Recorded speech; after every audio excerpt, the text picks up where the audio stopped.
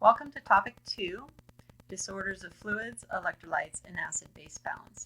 In this first screencast, Part 1, we'll talk about disorders of fluids. Here are the learning objectives around body fluids and disorders of body fluids. Let's take a look at the composition and distribution of body fluids. So water makes up about 60%, or most of an adult's body weight. This does decline throughout life. Infants have a proportionally greater water weight. The elderly have the least amount of water weight. Men have more water weight than women, and this is due to a greater muscle mass. People that are overweight also tend to have less water, and this is because fat has less water than muscle. The body water is divided into intracellular, which makes up most of the body weight, about 40%, and extracellular body fluid compartments. This extracellular compartment is then subdivided. So let's first look at the intracellular fluid compartment. As I mentioned, it is the largest body water compartment, making up about 40% of body weight. Compared to the extracellular fluid, the intracellular fluid is very high in potassium ions and phosphate ions, as well as proteins, intracellular proteins. But it's low in sodium ions, chloride ions, and bicarbonate ions. The extracellular fluid compartment, this is the fluid that surrounds the cells, and it makes up about a third of the total body water. It is subdivided into several smaller compartments, the biggest of which is the interstitial fluid compartment. It makes up about 14% of body weight. This is the fluid that bathes the tissue cells or surrounds the tissue cells. The plasma, making up about 5% of body weight, is the liquid portion of the blood. And then we have the transcellular compartment that makes up about less than 1% of body weight. And this is the fluid such as cerebral spinal fluid, the fluid in the peritoneal cavity, the pleural cavity, the pericardial cavity, as well as joint spaces. We don't really think too much about this fluid unless it's excessively high because it doesn't turn over very fast. So mostly what we're going to talk about in a little bit is the fluid movement between the interstitial fluid and the plasma, as well as then fluid movement between the intracellular compartment and the extracellular compartment, disregarding really the transcellular department. If we look at the composition of the extracellular fluid compared to the intracellular fluid, we would see that it is high in sodium ions and chloride ions, so just the opposite, and low in potassium and phosphate ions.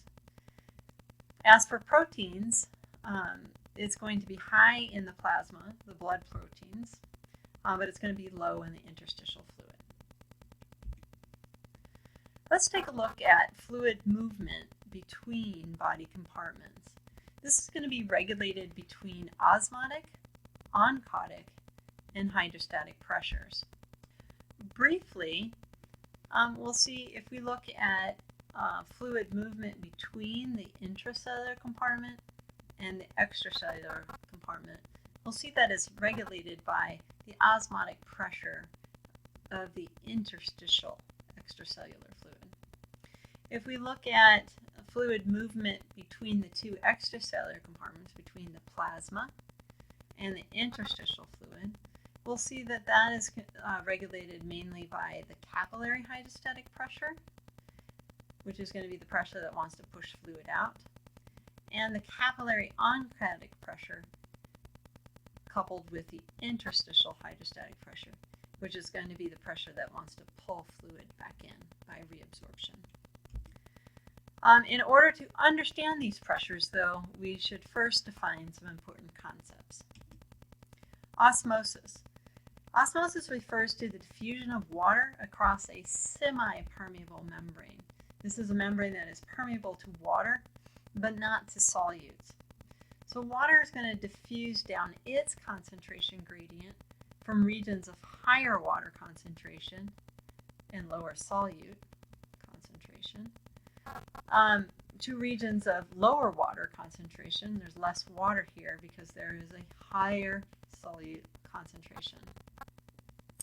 The pressure that would be needed to exactly oppose this pressure or movement of water is called the osmotic pressure. This osmotic pressure is determined by the osmolality and the osmolarity of the solution. If you need more to understand this, you can always follow these hyperlinks, not in the screencast, but in the actual show. In this case, this osmosis lecture is by Khan Academy. Okay, so let's look at what the terms osmolality and osmolarity mean. Both are a measure of the total solute concentration of a solution. Osmolality is the number of osmoles of solute per kilogram of solution. And this is the term that we usually use when we're talking about body fluids. However, it is often used, or almost always used, interchangeably with the term osmolarity, which is the number of osmoles of solute per liter of solution. You're going to use this in your chemistry classes. For our purposes, I'll probably refer to them interchangeably, and we'll consider them on the same thing, but I just wanted to point out that there is a slight distinction. Do not worry about having to define this distinction. You do not need to know that. Okay, but what you do need to know is that in either case, osmolality or osmolarity is a measure of the number of particles present in solution, and that it is independent of the size or weight of the particles. And also that the higher the osmolarity of a solution, the lower the water concentration. Okay, so then let's answer this question. Which is going to have a greater ability to cause osmosis? A large non-electrolyte, such as glucose, or an electrolyte, a small electrolyte, such as sodium chloride? Okay, think about that for a minute. Okay. The answer is going to be sodium chloride, the electrolyte. And the reason is the electrolyte has more ability to cause osmosis because it dissociates into more particles. Glucose does not dissociate into smaller particles. Glucose is glucose. Sodium chloride dissociates into the ion sodium and the ion chloride. And each of those particles has the ability to cause osmosis. Remember, so osmosis is independent of size of weight. That has strictly to do with the number of particles in solution. Okay, tonicity. The tonicity of a solution refers to the ability of that solution to cause a change in cell volume. If we say that a solution is isotonic, then we would say that the extracellular fluid that we added, or in our solution, has the same tonicity as the intracellular fluid. If we said a fluid is hypertonic, then we would be saying that the extracellular fluid is more concentrated than the intracellular fluid, and this would cause fluid to leave the cells by osmosis. If the solution is hypotonic, then the extracellular fluid is less concentrated, thereby causing fluid to enter the cells in response to its osmotic gradient. Okay, so note, though not the same, the osmolarity of a solution and the tonicity of the solution are very similar. And this is because cell membranes are not permeable to the majority of solutes. And therefore, that osmolarity is going to cause a change in cell size. So these terms are often used interchangeably, and this is also incorrect, but we'll find that we usually do that. All right, here's another hyperlink for another lecture on tonicity, if you would like further information. Okay, so let's look at the fluid movement between the intracellular and the extracellular compartment. So remember, the intracellular fluid and the extracellular fluid compartments have different ions. The intracellular compartment has a lot more proteins, and they are divided by a cellular membrane that is permeable to water, but impermeable to most solutes. So since water can move and these ions cannot, any change in that osmotic gradient between the two solutions will cause a change in tonicity, okay? Cause it and will cause osmosis. So in other words,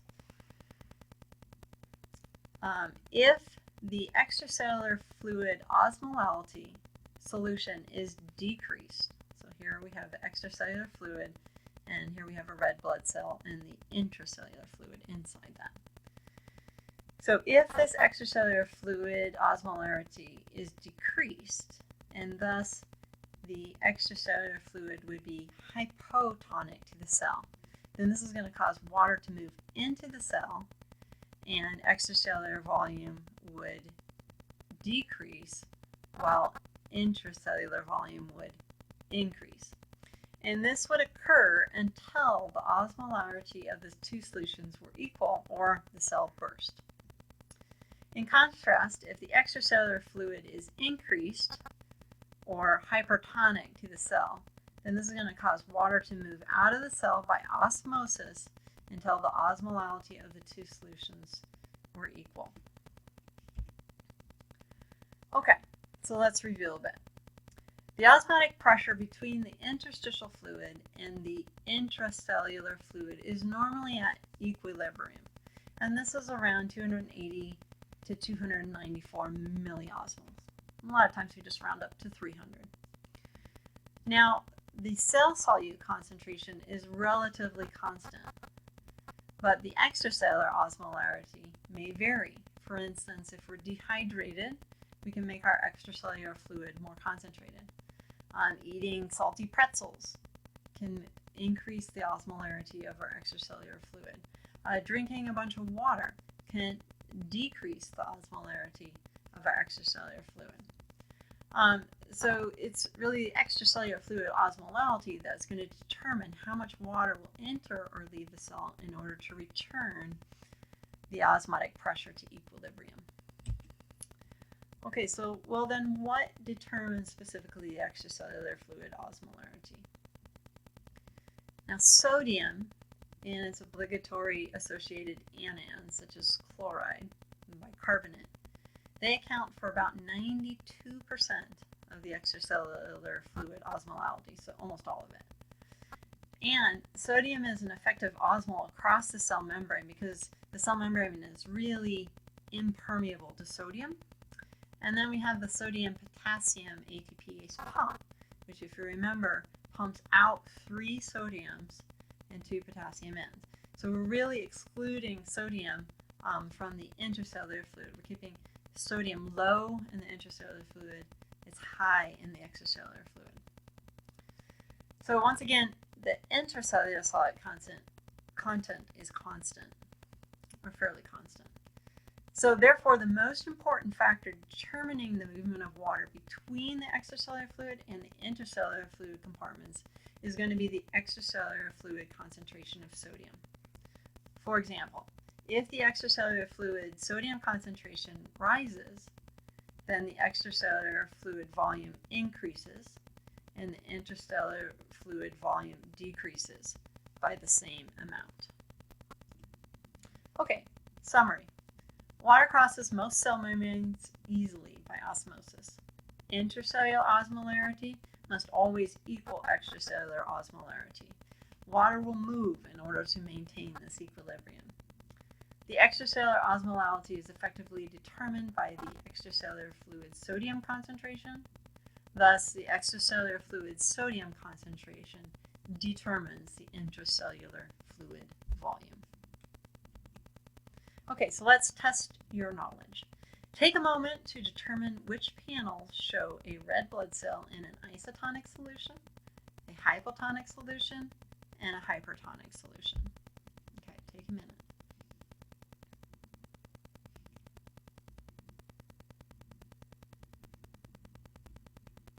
Okay, here are the answers. The first one here, these red blood cells are in a hypertonic solution. So the extracellular fluid is hypertonic. It has more solutes relative to water than the intracellular fluid. This is going to draw fluid out of the cells by osmosis, causing the cells to shrink. An isotonic solution means that the extracellular fluid has the same osmolarity as the intracellular fluid, so they're both in equilibrium. So there's no water shift.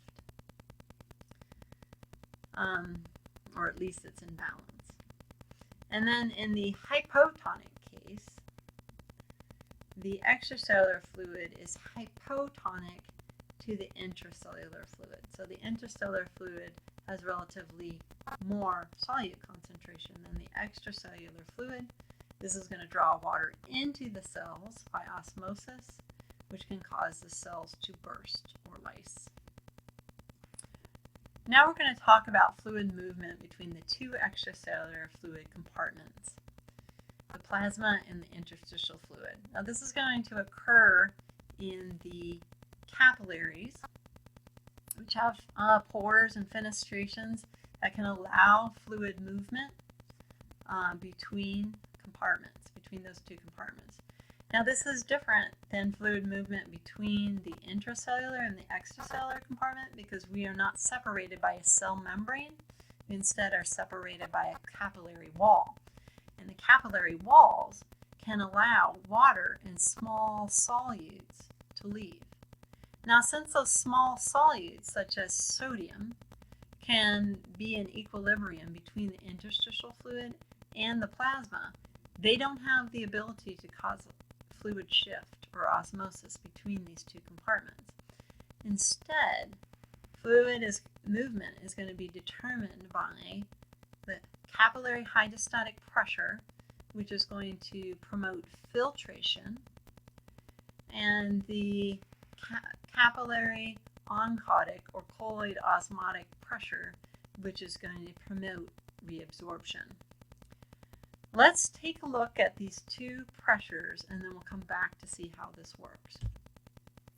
The hydrostatic pressure. This is the pushing force exerted by a fluid on the walls of its container. In theory, we have two pressures, the capillary hydrostatic pressure. This is the blood pressure. It's the same as the blood pressure. And this is going to be the main force that's pushing fluid out of the capillary or promoting filtration. Now it varies along the length of the capillary. We'll see at one side the capillary hydrostatic pressure is about 35 millimeters of mercury on the arterial side, and on the venous side the capillary hydrostatic pressure is only about 18 millimeters of mercury. So we'll see that this causes a change in the balance of fluid. Next, we have the interstitial hydrostatic pressure. This is the force of the fluid in the interstitial spaces pushing against the outside of the capillary. Now, this force would be a reabsorption force. It would push fluid back into the capillary. But the lymphatic system is constantly returning filtered fluid to the bloodstream, so there isn't a lot of fluid in the interstitial space. And thus, the interstitial hydrostatic pressure is usually really low, and sometimes has even been found to be negative. Okay, so we don't really, we're not going to really worry about that pressure. Okay, so the next pressure is the oncotic pressure, also referred to as the colloid osmotic pressure. So this is the pressure specifically due to the presence of plasma proteins, or colloids. So colloids are large molecular weight substances. Now, as I mentioned, in a capillary, small molecules such as sodium and chloride are readily able to cross capillaries.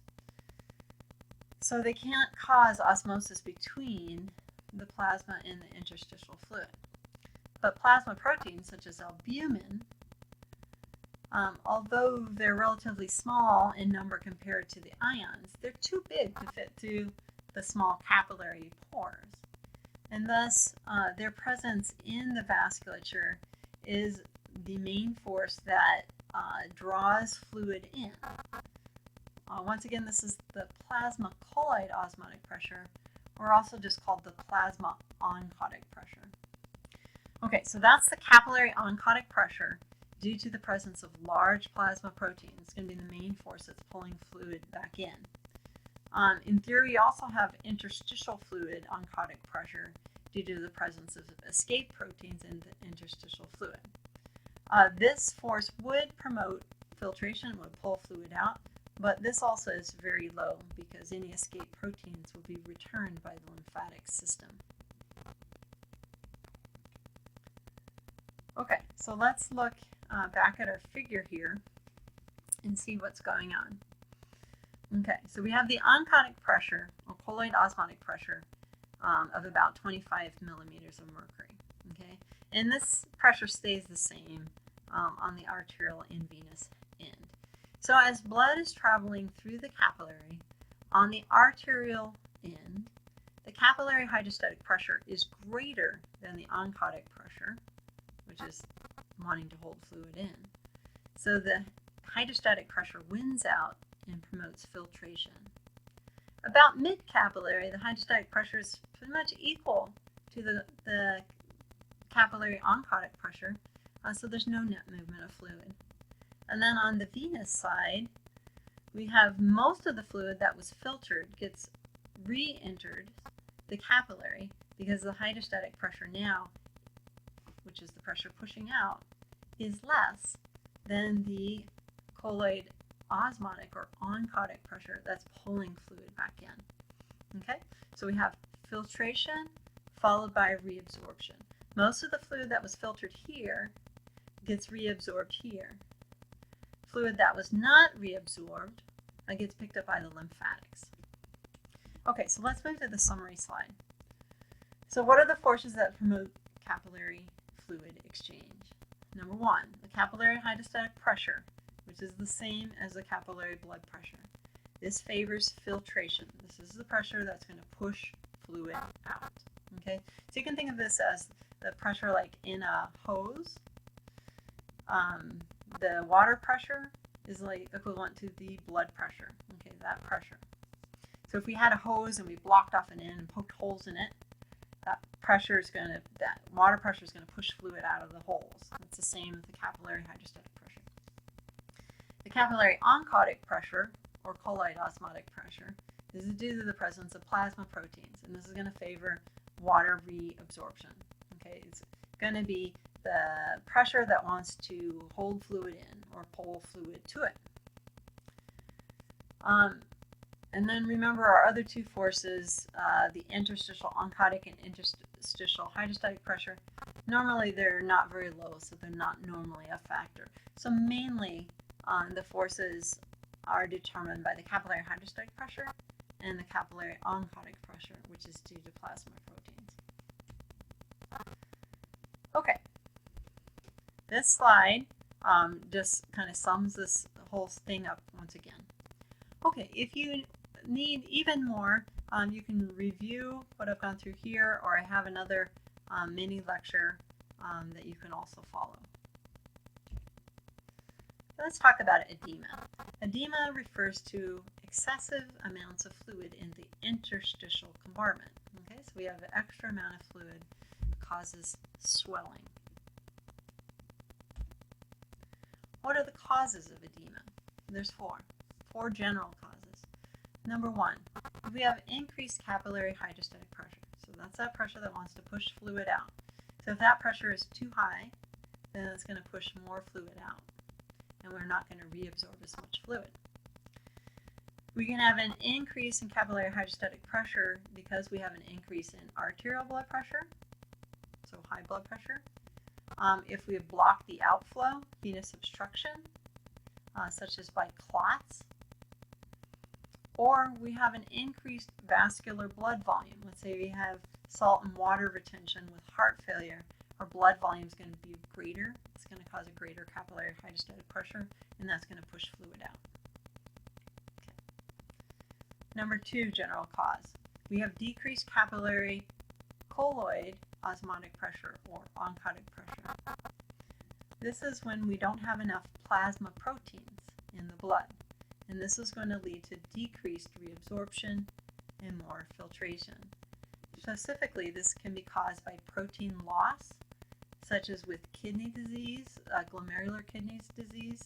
The glomeruli become leaky and can cause proteins to leak out in the urine. Normally proteins should not be found in the urine. Burn patients can lose a lot of proteins, Or we could have decreased protein synthesis that we would see with malnutrition, or with liver disease, because the liver makes like albumin, or in various malabsorption syndromes when we're not getting enough protein from the diet.